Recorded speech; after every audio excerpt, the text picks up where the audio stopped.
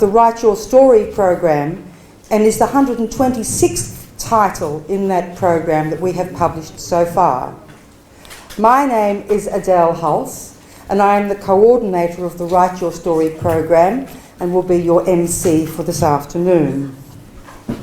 I would like to introduce Leonie Fleissig, the Director of the Lamb Jewish Library of Australia. Thank you.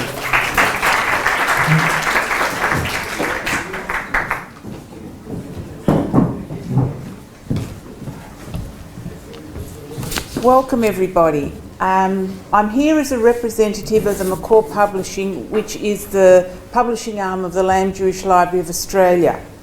Now the library, as the Lamb Jewish Library, opened in 2012 and it's now become a vibrant community hub.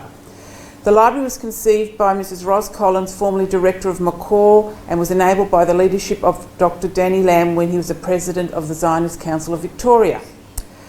The Lamb Jewish Library of Australia, and I think some of you, I know some of the people here, and you've been to the library, but I just want to give you tell you a little bit about it because I think you'd find it very interesting. We have books from the McCaw Jewish Community Library, we have books from the Australian Jewish Genealogical Society, the Historical Society, and parts of the collections from the Jewish Museum, Kadima and the Holocaust Centre, which have also been relocated to the LJLA. Together with Kew Hebrew Congregation, St Kilda, and also now Northeastern, all these books and DVDs and and journals and everything can be found on our website at www.ljla.org.au. We also have branched out and we've got other libraries that have got rooms within our big complex, because it's a huge complex now. We've got the Jewish Bereaved Parents Support Group, the Jewish Ecological Coalition, and the Australian Society of Polish Jews and their descendants. It's continually growing. We buy some books and we get a lot of donations. We're now combing our way through 114 boxes of books that came from New Zealand, donated by the family Gatroy. The lending, reference and referral services of the LJLA encompass all subjects of Jewish interest and are available to both our own community and the general public.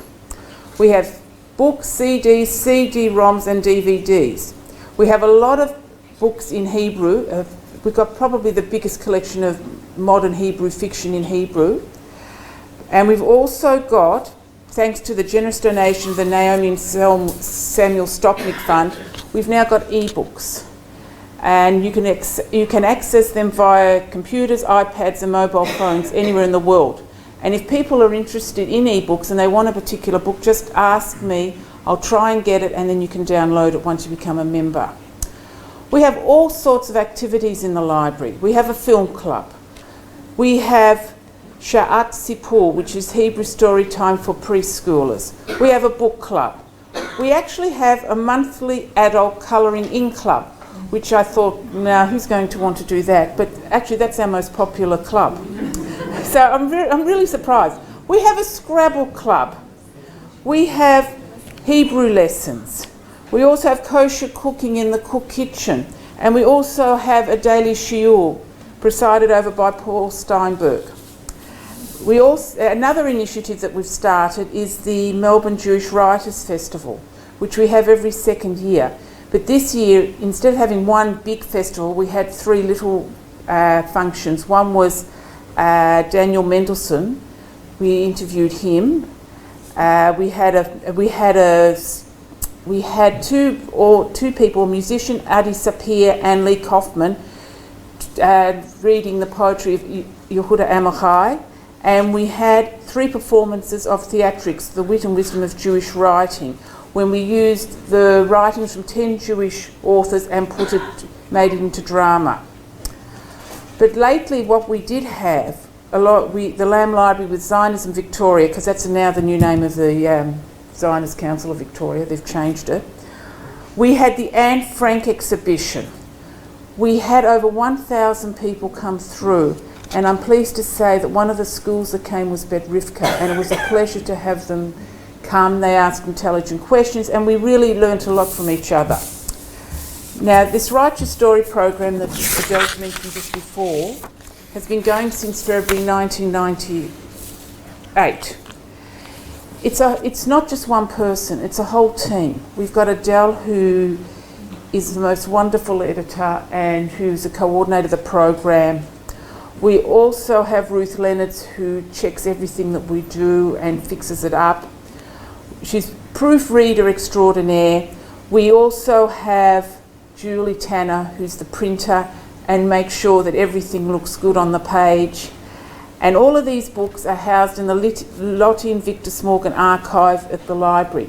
We also send a copy to the State Library and the National Library. We send a copy to the Jewish Museum in New South Wales, and we send to places like Yad Vashem and the Hebrew University in Israel. The Lamb Library helps make it possible for people like Mr. G to see their story in print. All of you have a story. We're here to help and assist in the process. The reason behind the library's involvement in the writing of memoirs can best be summed up by the words of Isaac Bashevis Singer in his short story Why Hesburek Was Born. Hesburek, who worked as an editor in pre-war Poland, says that, "I believe that there must be somewhere in the universe an archive in which all human sufferings and acts of self-sacrifice are stored." These words, I believe, describe what we are trying to do with the Write Your Story program, a permanent record for the twin aims of preservation and education. Our primary aim is to ensure that when you read the book, you will feel as if the writer is talking to you. In this way, it will become a treasured family heirloom for future generations. Thank you.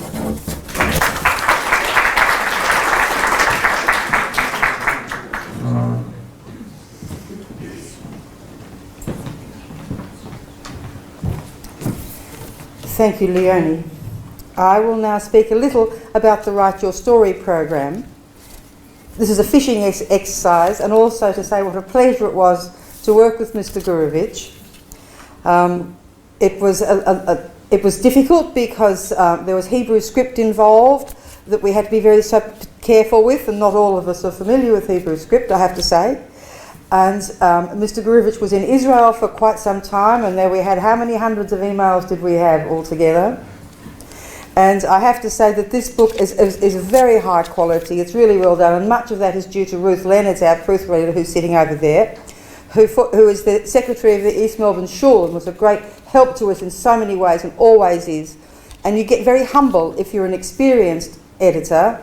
Humility must be your middle name, and if it's not, you're no good. Because we all make mistakes, you know, and the most terrifying thing is when we open the book and it's been printed and we look and there's a typo and you go, oh. And when people point it out to me, I have a little trick now. They say, look, there's a mistake in the book. I say, yes. When they weave Persian carpets, they were always told to make one little mistake to keep themselves humble. I hope that sells it. But I think this one's pretty good, and if you find a mistake, let us know, will you? Because if we do a reprint, we can fix it. The Write Your Story program is actually the largest print publisher of Holocaust memoir in English in the world today.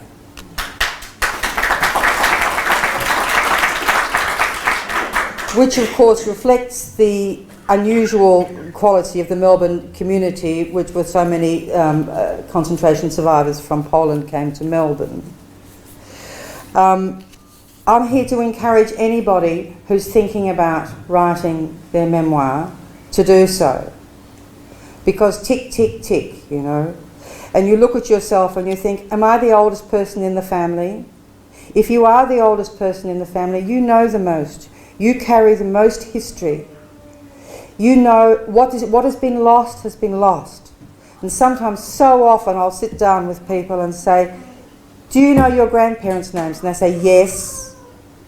And then you find out they know 3 of the grandparents' names. And they say, oh, I can't find that one. Sometimes we do research, we do everything we can to help, and we can come up with a lot.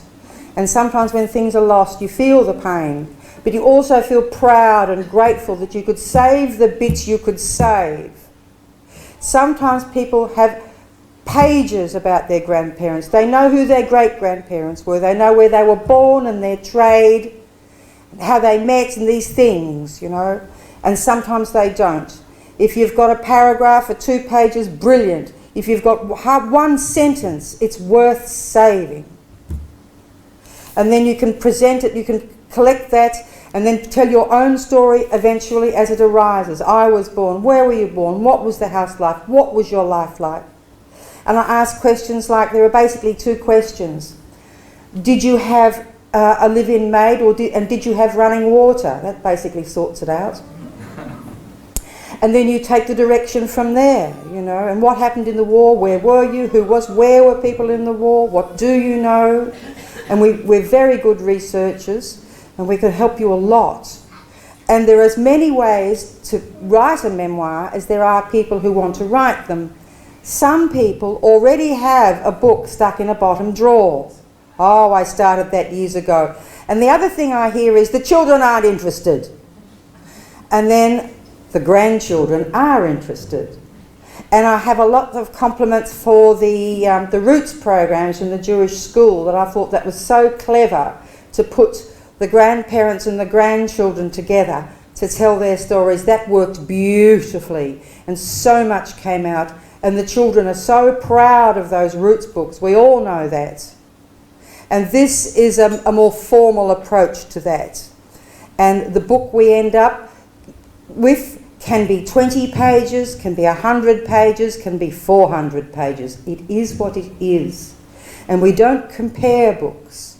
They're all absolutely precious. And the reason you make a book is to preserve your family's history and to present it for those not yet born. And I've seen our books given out at bar mitzvahs. I've seen them given out at engagements. They give it to the makatonim. This is who we are. And it's all there. Many copies go overseas. The Jewish community lives all around the world, as you know, and our books are everywhere. And it's the most glorious present. And I always say, everyone wants to leave something for their grandchildren. And the old thing was, they've got to have a block of flats. Well, you can forget the block of flats. And also, if you gave them a block of flats, blocks of flats come and go. Anyone who was in the Holocaust knows that blocks of flats come and go. Anyone who was in the GFC knows that blocks of flats come and go. They're not such a reliable investment, you know. And also, then the children get it and they fight, and there's lawyers. Hey, end of block of flats. This is perfect. This is such a gift from the heart. Takes time. There's no need to hurry. If anyone would like to talk about this with me, you can talk later at that afternoon tea. There's a beautiful afternoon tea waiting. Or you can call the library at any time and say, I want to speak to that girl who runs the memoir. Well, you don't have to remember my name. Everyone will find, and I will get in touch with you, and we'll do whatever we can for you with great pride and honour and joy. So thank you very much. And I have to say, I can't help myself, and I didn't warn you, Mr. Chi, that one of my the clients that we had in the Write Your Story program that I was very fond of was your dear sister, whose memory is indeed a blessing, because she was the sweetest, nicest, best dressed woman. She was just a delight, and we worked together for a couple of years, you know, and it was a real pleasure. So I knew her before I knew you, and I knew about you as the little brother. So it's nice to see you've grown up.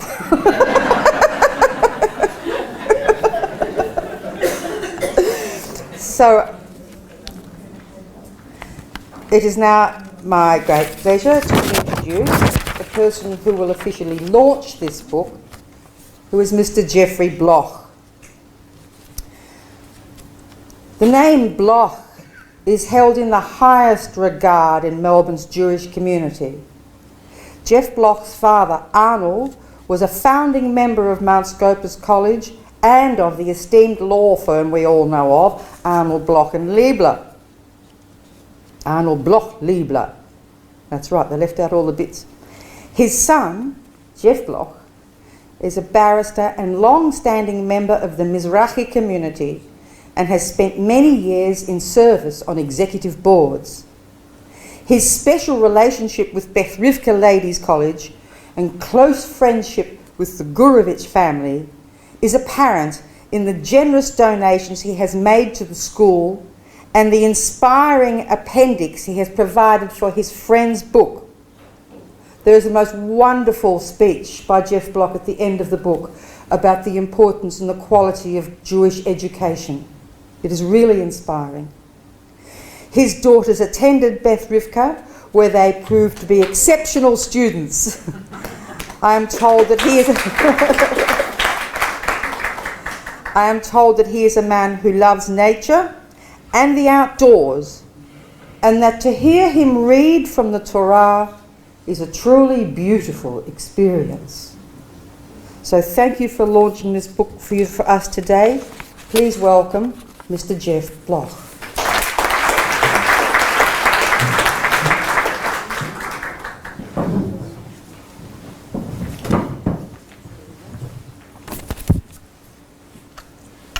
Thank you very much for that rather flattering and untrue introduction.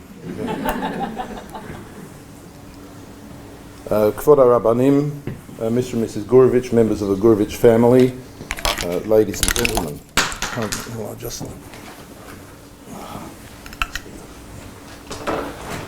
I'd like to start by thanking you, Mr. Gurevich, for giving me the honour of launching your memoir. It's hard to speak about your memoir without lapsing into the third person, so if you'll forgive me for doing so, I'll be referring to you as Mr. G, the name you're affectionately known by, and indeed the name of your memoir. As we all know, ladies and gentlemen, Mr. G and his family are part of the post-war influx of European Jewry into Melbourne, that amazing generation that made such an incredible contribution to this community, and none more so than Mr. G himself, and in the most important of all endeavours, Jewish education.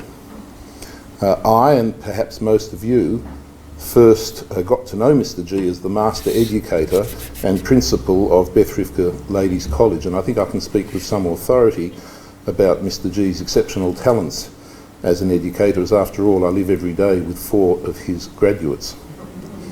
Naomi and I will be forever grateful to you, Mr. G, not just for the Limudei Kodesh and the secular education they received under your guidance, but more importantly for the values and the midot tovot which they gained from the unique environment that you created right here at Beth Rivka. Getting back to the memoir, learning about Mr. G's roots, learning about his family and his upbringing helps us to understand why Mr. G is Mr. G and how and why he has led a life of such stunning success and achievement. The memoir is a compelling but easy read. I finished it in one sitting and then went back and read a number of parts of it which I found extremely moving and inspirational. Now, Mr. G's life has it all. Adventure, danger, escape, love, tragedy, patriotism, bravery, hope and renewal. The memoir is related with warmth and with humour, and reflected throughout is an ironclad devotion to Yahadut, Chassidut and the Limudei Kodesh. Since Mr. G's birth in Moscow in May 1936, Mr. G has had quite a life itinerary with many stops along the way, almost as many as Bnei Israel had in their 40 years journey to the Promised Land. And to give you just a snapshot, in December 41, Mr. G was evacuated from Moscow at the age of 5 to Ivanovka, which was a primitive village in the Ural Mountains, to avoid the Nazi bombardment of Moscow in 1941. During that period, he and his family were separated from their dear father, Reb Nachum Zalman, Zecher Tzadik Livracha, for 2 years until they were reunited in 1944, when the Nazis began to retreat following their losses in Stalingrad, and when his father was given some leave from the Soviet army. The family moved back to Moscow, then on to Tashkent in 1945 as fugitives from the Soviet authorities.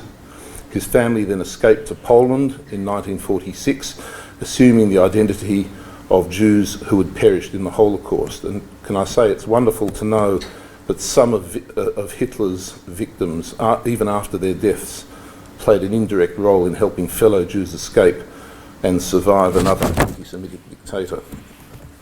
On to Krakow in December 1946, then Bratislava in Slovakia and Vienna, Austria. In 1947 to Paris, and then in 1949 via Genoa to Australia.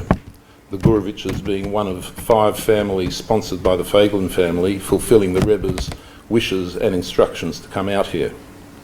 Shepparton in the early years, then to Melbourne, then on to Sydney to study in Yeshiva, then back to Yeshiva in Shepparton and Burwood in the early 50s, and then Hotham Street and the Yeshiva Centre. From the tender age of 18, Mr. G became a part-time teacher at the request of the Rebbe, and so began his vocational life journey, which culminated in Mr. G's extraordinary contribution to education in this community. Because of his love of Eretz Israel, Mr. G made Aliyah and spent several years there, where, amongst other things, he fought in the Six-Day War. And Mr. G's account of the events then taking place, including his miraculous escape from a mortar attack which scored a direct hit on his hole, makes for dramatic reading. In 1971, Mr. G returned to the Yeshiva Centre at the Rebbe's instruction, where he remained until his recent retirement as principal of Beth Rivka. As I said before, some passages of the memoir really resonated with me. I loved reading, for example, Mr. G's warm reflections about Rebbe Kluvgant, Zechet Tzadik Livracha, who was my own Gemara teacher back in the late 60s and early 70s, and about the other 4 Lubavitch families who came out here with Mr. G's family. On page 30 of the memoir, Mr. G's vivid description of Cheder life and Yeshiva life in Europe in the early years brought back sentimental memories for me of my late grandfather, Rabbi Harry Friedman, Zichrono Livracha, who used to tell me about his Cheder days in his childhood, early last century. And in both cases, there were very few books available, and it was extremely difficult to find a Gemara. And both Mr. G and my grandfather gave an almost identical account about how a Melamed would sit in front of holding one Gemara, and there'd be a circle of 6 or 7 boys around him. And by the way, that's why my grandfather, because his Makom Kavua was directly opposite the Melamed, he first learned to read the Aramaic text from left to right, and from the instead of right to left, and from the bottom of the page to the top with the Gemara upside down. Mr. G, I noticed in your memoir, one of the things you left out was where your Makom Kavua was in the Cheder, and whether you too learned to read Aramaic in such an unconventional way.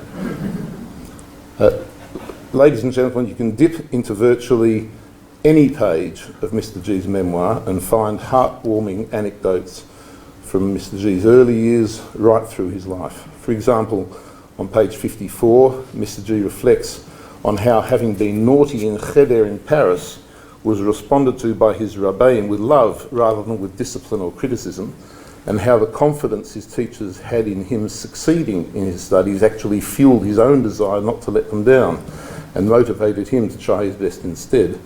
And Mr. G draws on that episode as a lesson for parents and educators, expecting and encouraging a child or a student to achieve usually results in their living up to those expectations, and it's a strategy which Mr. G put to good use himself as principal of Beth Rivka. Over the last 6 days, we have participated again in the greatest of all cycles, our return to Breshit after concluding the year's Torah reading. The dramatic conclusion to the Torah brings a tear to the eye, as the profundity of Moshe Rabbeinu's last address to Bnei Israel is followed by a vivid description of his ascending Har Nevo, his visual tour of Eretz Israel with Hashem as his guide, Moshe's death, his burial, and then the divine eulogy upon which the Torah concludes. The very last pasuk reads, "U'lechol hayad hachazaka u'lechol hamorah hagadol asher asa Moshe le'enei kol Yisrael," and for all the great might and awesome power that Moshe displayed before all Israel. Now there's an amazing Rashi on this last pasuk, Rashi explains each element of the pasuk as follows. Yada Chazakah refers to Moshe receiving the first luchot by hand. Hamorah HaGadol refers to miracles and wonders in the wilderness. And the last three words of the Torah, the words I'd like to focus on, the Enei Kol Yisrael, refer to Moshe breaking the luchot in sight of Bnei Yisrael when he came down the mountain, Har Sinai, to find them dancing around the golden calf. Now, of all the things which Moshe could have been praised for after a lifetime of devotion and commitment to Bnei Yisrael, it may seem somewhat surprising that the Torah concludes with praising him for angrily breaking the luchot. And the perplexing question is, why? Is there a final moral message for us in this surprising conclusion to the Torah? Moshe was not commanded to break the luchot, that's clear enough. Moshe acted on his own initiative. He smashed the very symbol of Bnei Yisrael's sacred covenant with Hashem in order to shock Bnei Yisrael back to consciousness and to Derech Hashem. V'haluchot ma'aseh Elohim hema. The first luchot were hewn and written by Hashem, and it took bravery and passion to destroy Hashem's handiwork. But it's also absolutely clear that Hashem approved and regarded the breaking of the luchot as an ethical act. Rashi, quoting the Gemara Shabbat, reminds us that Hashem told Moshe at the time, Yasher koach sheshibarta. He gave Moshe a yasher koach for breaking the luchot. We don't get a yasher koach for fulfilling mitzvot, we're expected to fulfill mitzvot. We deserve a yasher koach for an ethical act which is not commanded, which is carried out at our own initiative if it's b'derech Hashem. And perhaps that is the very point and the reason that the Torah concludes in this way.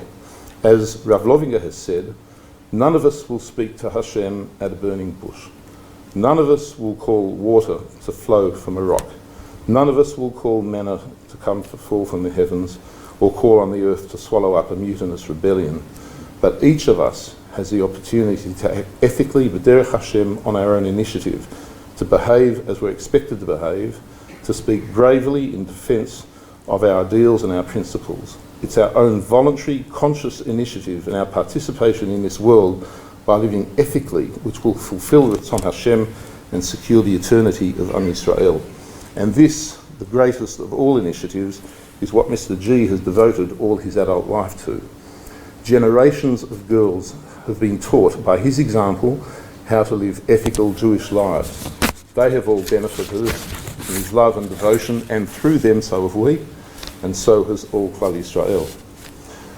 I'd like to conclude by referring to page 56 of the memoir. As the Gurevich family left Paris by train for Genoa en route to Australia, they were accompanied to the train station by two close friends, a Reb Yisrael Noach Belenitsky and a Reb Ben-Sion Shem Tov. Each gave Mr. G's late father, Reb Nachum Zalman, a bracha, one in jest which didn't come true, and one serious which did. Reb Ben-Sion's wish was that Reb Nachum Zalman should make so much money in Australia that he could afford his own airplane and fly back to visit the Rebbe every Shabbos Mavorchim. That, by the way, was the bracha made in jest. Reb Yisrael Noach, however, with tears in his eyes, kissed Reb Nachum Zalman's children, and his bracha to Reb Nachum Zalman was, Timtzah chen v'sechel tov v'nei Elokim b'yadam. You should find favour in the eyes of Hashem and in the eyes of the people. Now, we all know that that bracha came true because we remember Reb Nachum Zalman so fondly. We remember how he was widely loved and admired, both within and far beyond Melbourne's Hasidic and religious communities, and we also remember the vital role he played in helping establish the Yeshiva Centre and in raising funds for it. My chidush is to suggest that Reb Yisrael Noach's bracha was powerful enough to endure for at least 2 generations and hopefully even longer. Like father, like son, Mr. G too is loved and admired by all who have met him, in the school, in the yeshiva communities and far beyond, and may he and his wife Chava derive much nachat from their wonderful family in good health, ad mei av esrim. Ladies and gentlemen, I've barely scratched the surface of Mr. G's memoir, and I'm afraid you'll have to read it yourselves to appreciate fully just how wonderful and valuable a contribution it is to the history and literature of this community.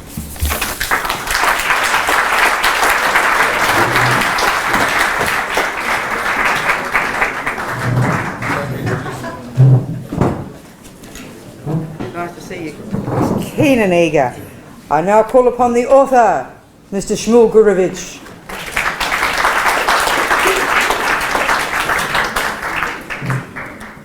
First of all, I would like to thank Mr. Bloch for the kind words. I suppose that this is what it feels like to hear your own eulogy. Noch 120. Thank you, really, thank you very much. Also, I would like to thank the people who came here. I see some of my students here, and sometimes I'm tempted to just tell them, don't talk now during the evening. And they're sitting in groups from their class. Yes, I have to thank a few people. I would first of all thank my wife for being there for me. This is not it's not an easy task, you know. You sit in front of the computer, you start writing, and you forget, and you come back. And I needed the support, and she gave it to me, and I really thank her and appreciate it. I'd like to thank my daughter Hagit for her artistic talent, which produced the front cover of this book. I look there, wonderful, you know. I don't think that this is, you must have touched up some of the...